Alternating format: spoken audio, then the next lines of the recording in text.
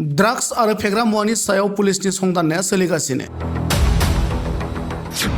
गरेस्वराव गान्जाजों लोगोसे 3 सुबुंखौ पुलिसा हमनो हायो। पुलिसनि सेबनायाव 3 किल' 100 ग्राम गान्जाखौ हमनो हायो।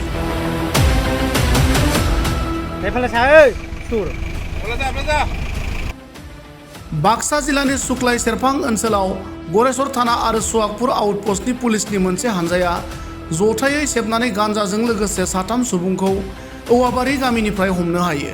पुलिसनि सेबनाय समाव 3 किल' 100 ग्राम गान्जाजों लोगोसे AS-01 BJ 6489 नम्बरनि गंसे बाइकबो हमनो हायो होनना पुलिसनि सुलुङा मिथिहोदों।